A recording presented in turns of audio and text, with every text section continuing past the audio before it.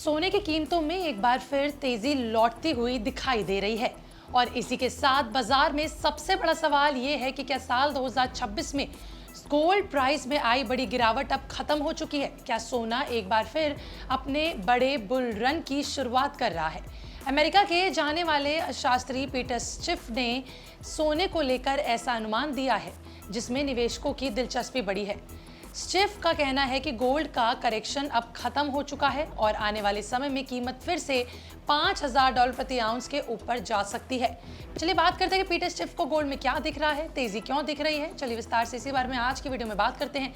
नमस्कार, मैं आपके साथ अनीशा, आप देख रहे हैं बिज तक। देखिए, आपको बता दें कि पीटर स्टिफ के मुताबिक देखा जाए तो सोने में हालिया तेजी महज एक टेम्परेरी बाउंस नहीं है। उनका कहना है कि पिछले 2 हफ्तों में गोल्ड प्राइस में करीबन 8.74% की तेजी देखने को मिली और अब सोना उस पैटर्न पर लौटता नजर आ रहा है जो पिछली बड़ी गिरावट से पहले देखने को मिला था। स्टिफ ने खासतौर पर एशियन ट्रेडिंग आवर्स का जिक्र किया है। उनके मुताबिक एशियाई बाजारों में गोल्ड की खरीदारी दोबारा मजबूत होती दिख रही है। अगर ये खरीदारी आगे भी जारी रहती है तो चीन के सेंट्रल बैंक यानी कि पीपल्स बैंक ऑफ चाइना की तरफ से सोना खरीदना और बढ़ेगा, जो कीमतों को और ज्यादा मजबूती दे सकता है। उनका मानना है कि अगर गोल्ड लगातार मजबूत बना रहता है तो न्यूयॉर्क ट्रेडिंग सेशन में भी तेजी देखने को मिल सकती है और इसके बाद सोने के लिए $5,000 प्रति आउंस का स्तर पार करना संभव होगा। आपको बता दें कि भारतीय निवेशकों के लिए यह समझना जरूरी है कि $5,000 का अनुमान कोई गारंटीड टारगेट बिल्कुल नहीं है। गोल्ड को फिलहाल करीबन $4,500 प्रति आउंस के आसपास एक अहम रेजिस्टेंस का सामना करना पड़ सकता है।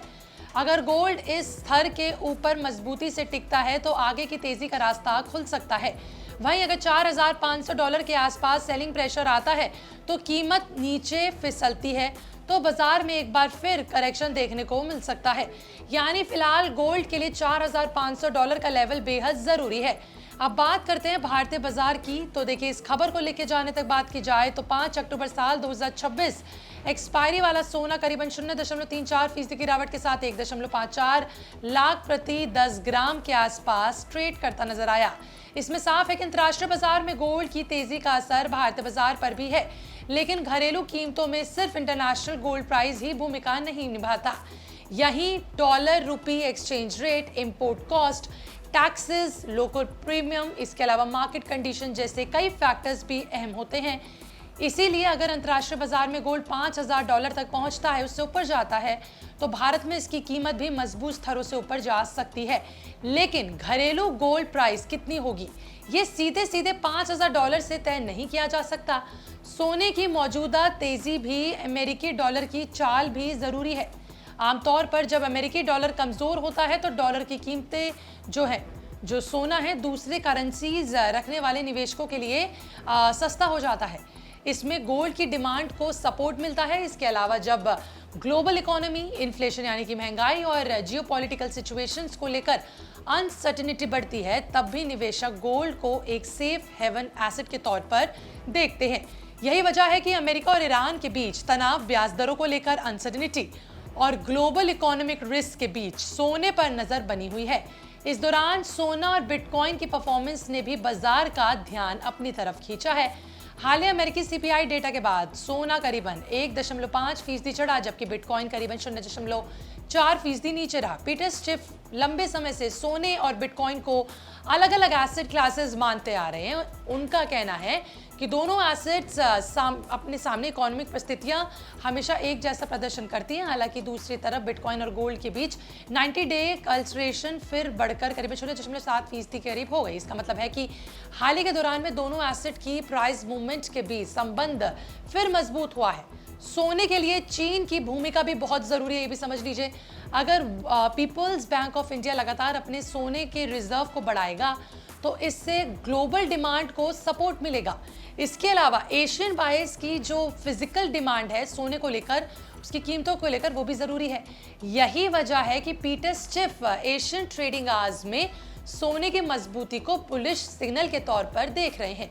हालांकि सेंट्रल बैंक बाइंग की तस्वीर हमेशा एक जैसी नहीं रहती। अगर सेंट्रल बैंक्स की खरीदारी कमजोर पड़ती है तो सोने की तेजी पर दबाव भी आ सकता है। इसीलिए आने वाले महीनों में सेंट्रल बैंक डिमांड को भी बारीकी से देखना होगा। अब सबसे बड़ा सवाल यही है कि क्या सोना वास्तव में $5,000 प्रति आउंस तक या उसके ऊपर जाएगा। इसके लिए आने वाले समय में कई फैक्टर्स जो हैं जरूरी होंगे। सबसे पहले अमेरिकी इन्फ्लेशन डेटा पर नजर रहेगी। अगर महंगाई बढ़ती है तो फेडरल रिजर्व की इंटरेस्ट रेट पॉलिसी सोने के लिए चुनौती भी बन सकती है। दूसरी तरफ अगर ब्याज दरों में कटौती की उम्मीदें बढ़ती हैं तो सोने को सपोर्ट भी मिल सकता है। इसके अलावा डॉलर की चाल, geopolitical tension, central bank buying और गोल्ड ईटीएफ में निवेश भी कीमतों की दिशा तय करने में एक बहुत ही अहम भूमिका निभाएंगे। यानी कुल मिलाकर पीटर स्टिव का कहना है कि सोने का करेक्शन अब खत्म हो चुका है और कीमत जल्दी ही $5,000 प्रति आउंस के ऊपर, इससे भी ऊपर जितनी बनी हुई है उससे भी ऊपर जा सकती है। लेकिन भारतीय निवेशकों के लिए इसे सिर्फ एक बुलिश प्रिडिक्शन के तौर पर देखना चाहिए, गारंटी टारगेट के तौर पर बिल्कुल नहीं देखना चाहिए। अगर सोने में तेजी आने में जारी रहती है या आगे भी रही तो डॉलर कमजोर रहता है और ग्लोबल अनसर्टेनिटी बनी रहती है तो भारतीय बाजार में भी सोने की जो कीमतें हैं उनको सपोर्ट मिलेगा। लेकिन निवेशकों को सिर्फ किसी एनालिस्ट के प्राइस टारगेट को देखकर फैसला नहीं लेना चाहिए। गोल्ड में निवेश करने से पहले अपने रिस्क प्रोफाइल, इन्वेस्टमेंट हॉरिजन और फाइनेंशियल गोल्स को जरूर ध्यान में रखें और जरूरत हो तो अपने फाइनेंशियल एडवाइजर की सलाह भी लेना बिल्कुल ना भूलें। बाकी आपका इस पर क्या कहना था कमेंट सेक्शन में जरूर बताएगा। मिलते अगली वीडियो में बने रहें बिस्तर के साथ।